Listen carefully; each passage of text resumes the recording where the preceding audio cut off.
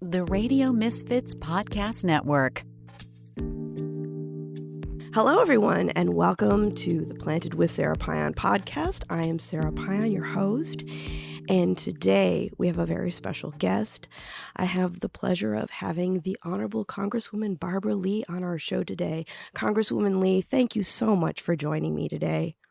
Yes, glad to be with you. I voted for you. Oh my God, you're good. Thank you. It's working. Thank you very much. It is. You definitely speak for me. And I'm really excited today to talk to you about all the great things that are happening in our country around cannabis and what it's going to do to help the ongoing problems that we've been having through the years.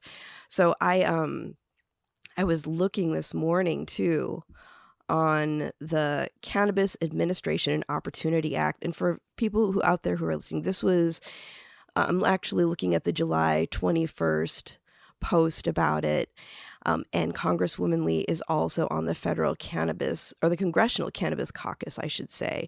So yeah, I co-chair it. Yeah, you're the co-chair. And that's also a very exciting reason to have you on the podcast. So tell me, when you were looking at when the caucus was actually being conceived, what were you thinking were some of the most important things that we needed to address in our country? Well, I thought one of the most important things was to, first of all, deschedule cannabis and to expunge the records of those who have been convicted from these very unjust laws and provide for restorative justice funds, tax credits, tax relief for these individuals, and to begin to help people of color, primarily Black people especially, who have been incarcerated or have these convictions on their records, to begin to really help them move forward and put together their lives in a way that we help them repair the damage. And so that was my focus, and it's still my focus. And I introduced the very first Marijuana Justice Act on the issue of racial equity and racial justice. And I've introduced 3 bills on social equity, in the cannabis business, in the cannabis space, in terms of the industry. And I'm going to keep fighting until we deschedule marijuana from the Controlled Substances Act. That's such a good thing to hear. I have a seat on the San Francisco Cannabis Oversight Committee. And just this week, we were talking about over $4 million in grants that are going to equity operators and making recommendations on the best way to disperse it. Because the one thing that we really look at is there are lots of people out there doing business while other people are languishing in jail for doing the exact same thing, just at a different time.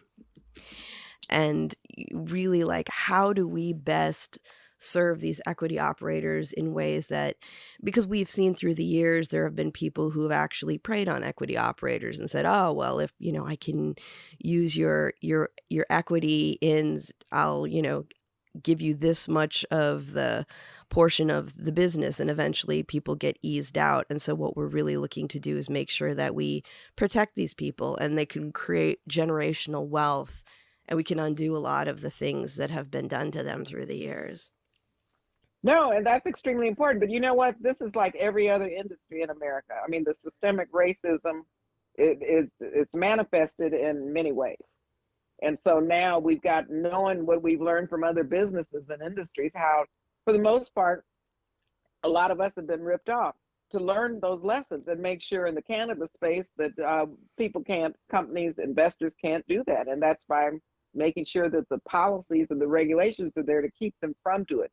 Because once they do it, and once they try to take ownership, or once they really deceive the cannabis owners, then it's so hard to file a lawsuit, because that takes a lot of money, a lot of time, and then ultimately the person of color and the stakeholders end up going out of business. So we have to do this on the front end.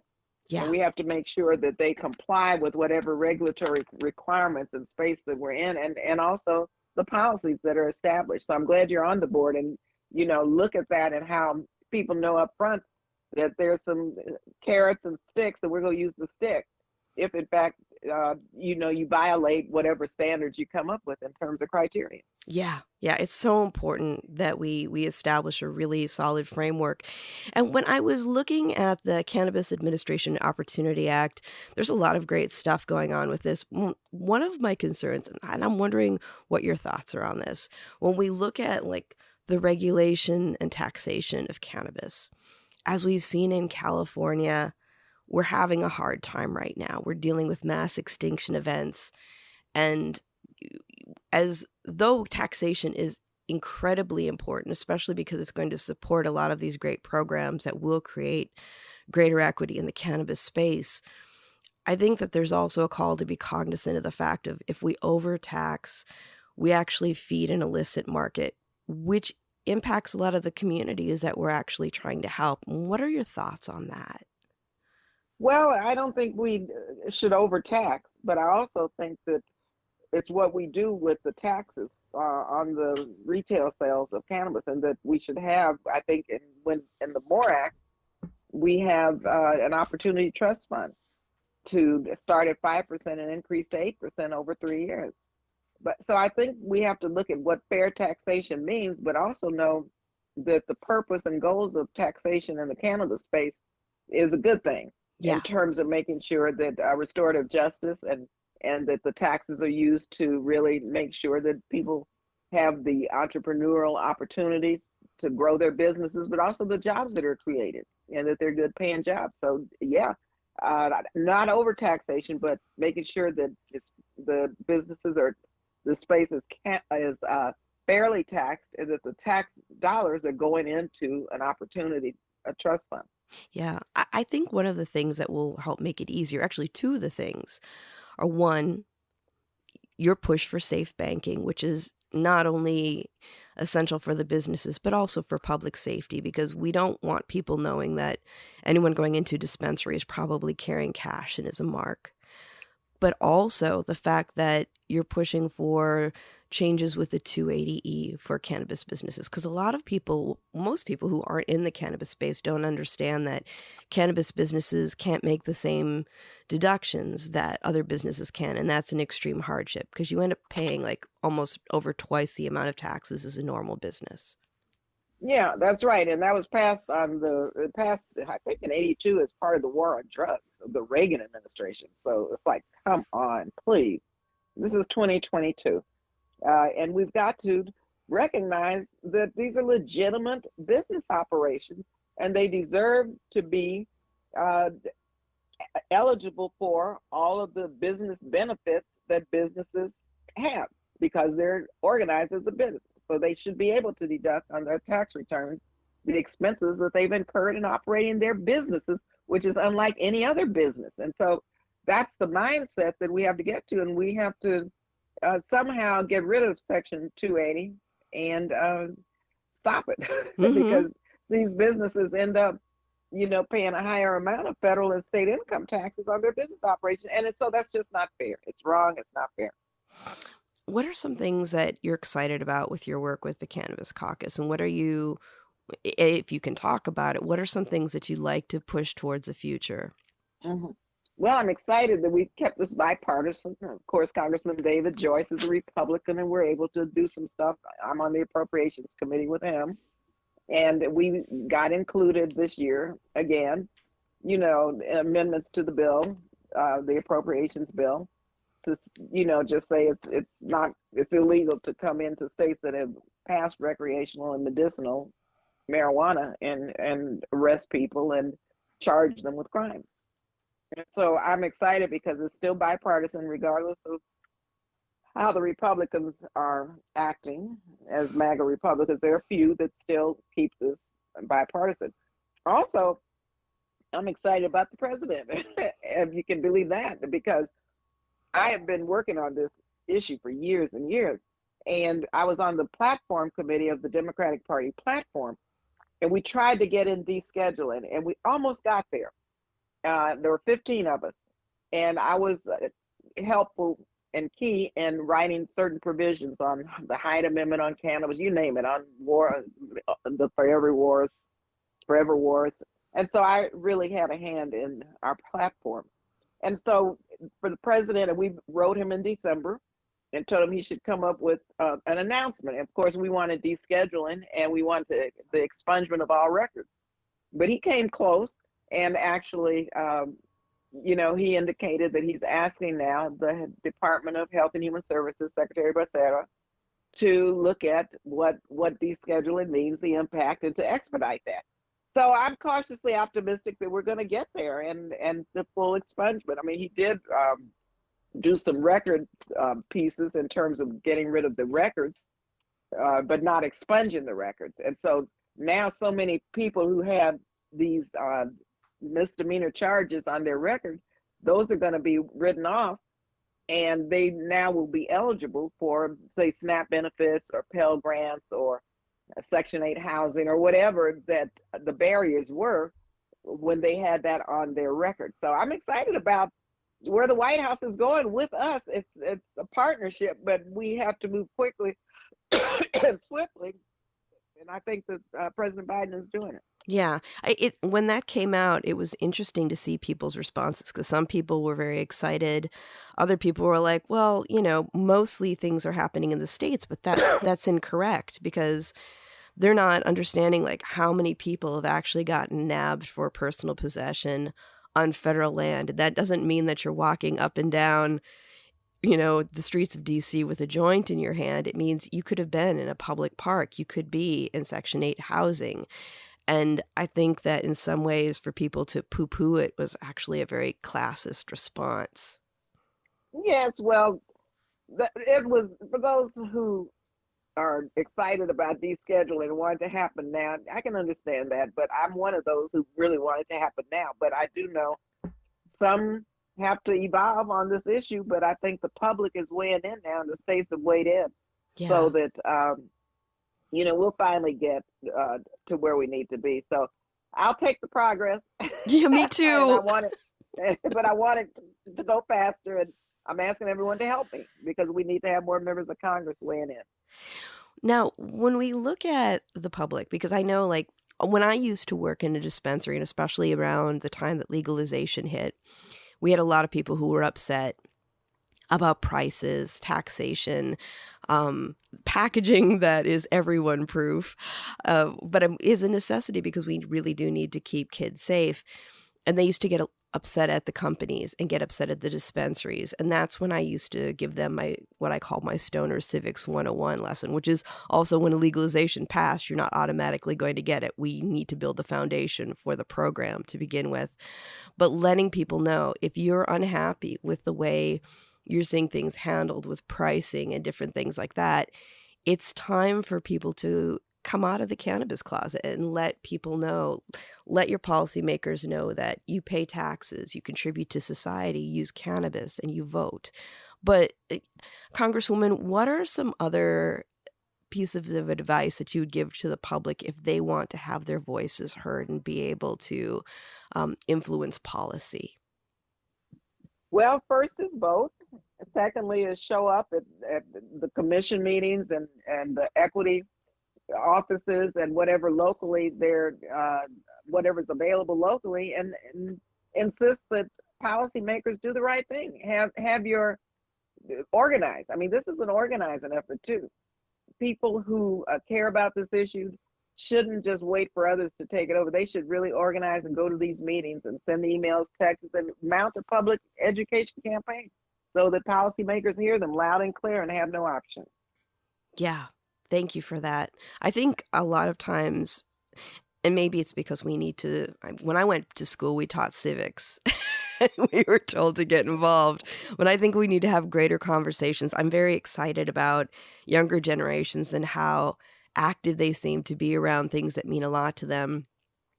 But I'm really I think. But let me just tell you, Sarah. Yeah. On a lot of polling that I've seen, show that young people, their number one issue on the ballot is cannabis and what we're going to do about descheduling. So I'm hoping that young people see what's happening at the federal level and turn out to vote, because their votes count and they're making a difference. Yeah, we need them to show up. Not cannabis is one small part of the issue in this country that we're dealing with, and if we don't get to some of the bigger issues like voting rights and freedom for women in their bodies, where cannabis is going to be the least of our worries, right? Yeah, well, it's a fundamental issue of democracy that's on the ballot. I mean, and that affects every single aspect of our lives.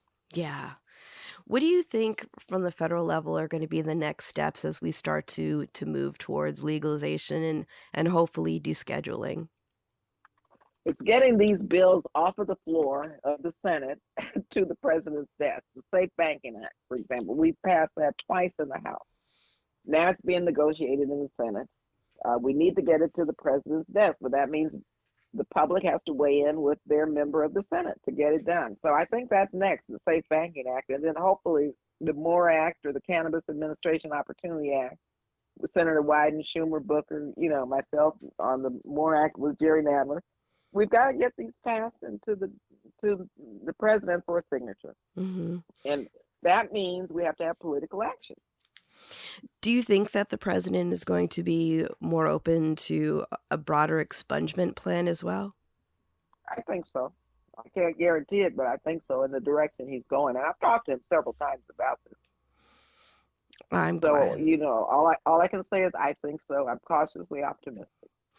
I'm also optimistic when you talk about the fact that there's still a lot of bipartisan movement, because we need to be working across the aisle. I had Michael Steele on earlier this year, and we were talking, and he kind of chuckled and said that there were more Republicans that actually enjoy cannabis than would care to admit.